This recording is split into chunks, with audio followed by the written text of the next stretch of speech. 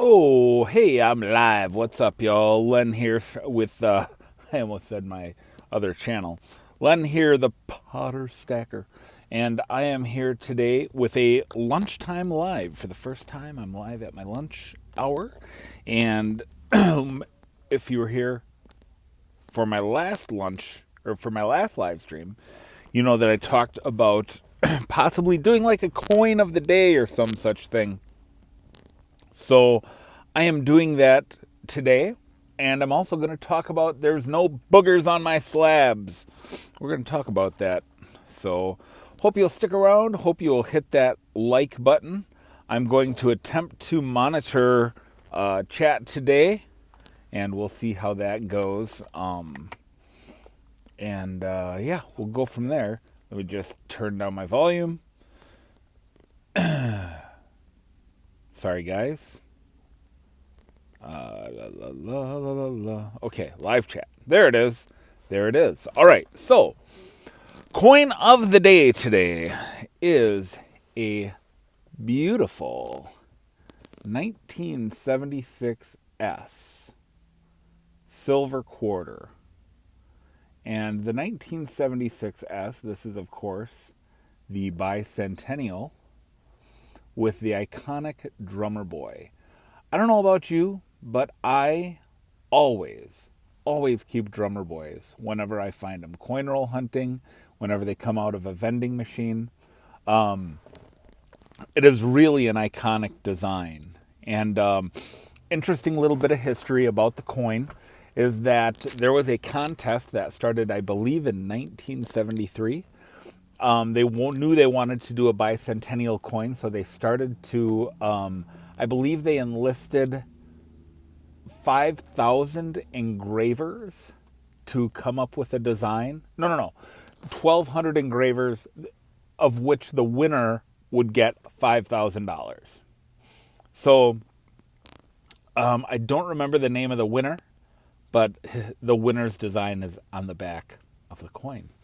So, so it's it's really iconic. It's one of my favorites. Drummer boy is buff, yo. That is a grown man. But did you know that drummer boys in the Revolutionary War and the Civil War could be as young as 12 years old? And so you have the drummer boy. This is a Revolutionary War drummer boy. You can tell by the hat. That is a Revolutionary War hat. It is not a Civil War hat. And very, very, very different looks. You have the 13 stars also around encircling the torch in front of the drummer boy's face to his left. And that, of course, represents the 13 colonies. That's also, it's the bicentennial coin. So, of course, this is a Revolutionary War drummer boy.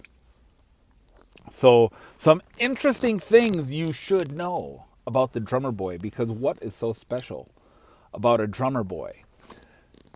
A drummer boy was the voice of command of a regiment in the army. The drum was used in duty. I wrote down some notes so I can share this with you. It was used for daily duty calls while on base, and or while in camp. There was up to if I'm remembering right, I think there were as many as 60 different calls. Pirate Stacker, what's going on, brother? I am just talking about the drummer boy as the coin of the day. And I have here a 1976S Bicentennial silver, 40% silver, bicentennial quarter. And I'm talking about the history of the drummer boy. So there were as many as 60 calls. The regiment, part of the basic training of a soldier, was to learn and know all of the calls, because you would not just hear them while on duty throughout the day in camp, but you would also hear them on the battlefield. And the drum was the voice of the commander. There were different drummer boys. There were different drum calls for infantry and artillery, both infantry and artillery. Of course, at that time, it would have been the cannons shooting off, and they had a different cadence. So For example, there was a breakfast call. When chow is being served, the drummer boy had a job. Now, a regiment at that time was about 200 soldiers, and there would be usually 10 drummers per regiment. Okay. There was a quarters call, which was a call for people to return to their quarters, which on the battlefield was also a call for retreat. There was what was called a long roll in battle, and this was to gather all of the soldiers together, usually in a line, to prepare for an attack or fire. And then there was the fire roll, and there would be a long roll, and at the last strike of the drum, everybody fired. Okay? And as I said, the drummer boy's pirate could be as young as 12 years old. This is not, if you've seen the stud on the back of the drummer boy, he is not 12. That's a man. That's a man right there. So the drummer boys could be as young as 12. And again, the drummer boys were the voice of the commanders. So it's awesome stuff. To disobey the drummer was to disobey a direct order from your commander. That's how important the drummer boy is. Now, there were drummer boys who there were designs on the drums, and I cannot discern. There's not a design on the drum per se, other than just how the drum is built.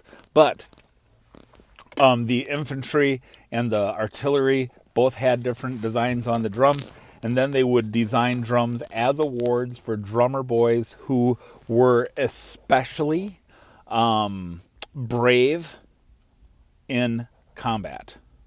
So they would receive a special drum, almost like, how soldiers today might receive maybe like the Medal of Honor or the Bronze Star of Valor or some such thing.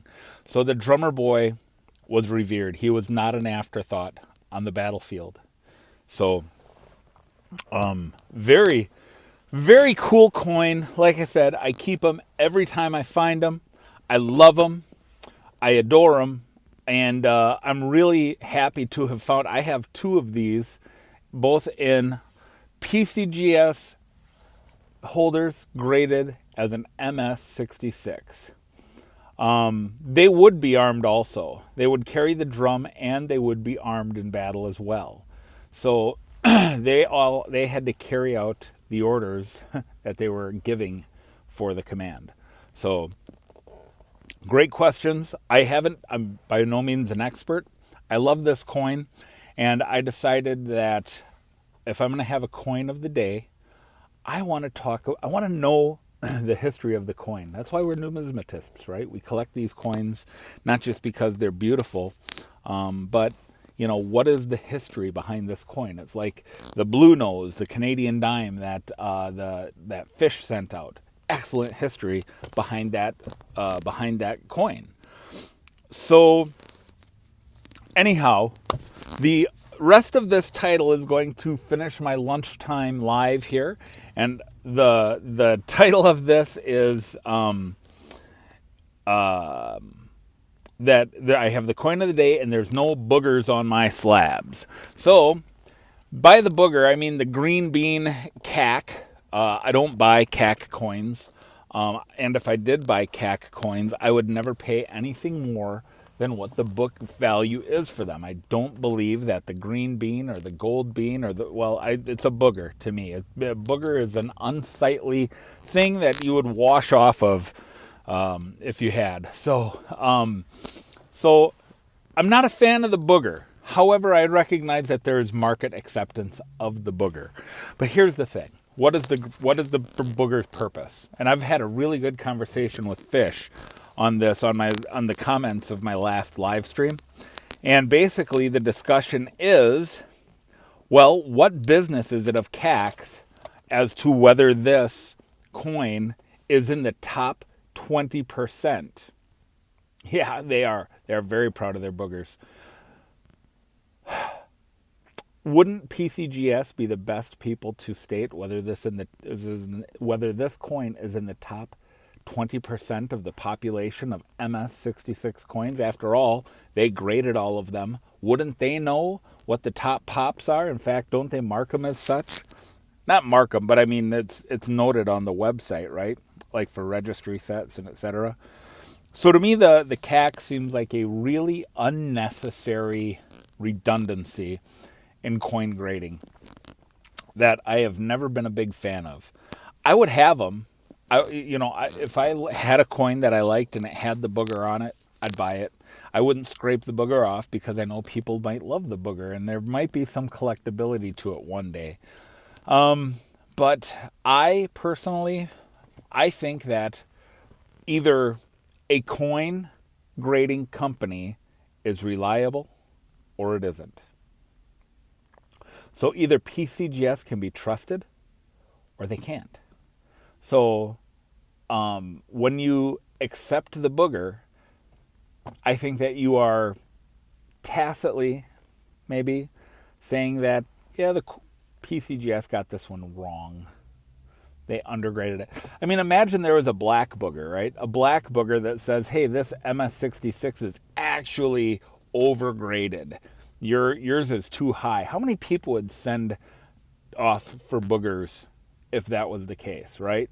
If it was the case that your slab, if there was a chance, you come back and you got a black sticker on the corner of your slab that said, not only is this not better, not only is it undergraded, not only is it in the top pop of its actual grade, but it is actually overgraded.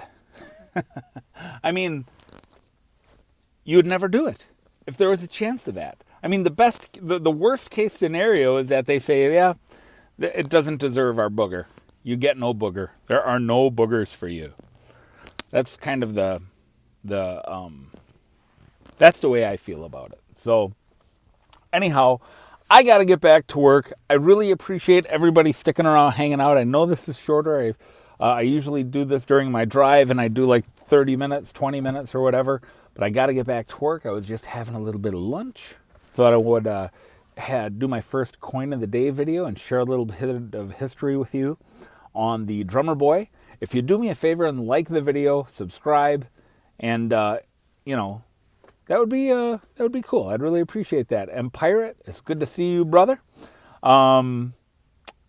Keep on. Let me do my fish imitation. Keep on stacking the drummer boys. Was that good? Keep on stacking the drummer boys. I don't know. I need a picture of a dog now. I got one of those. Maybe I could do that. All right. See you guys.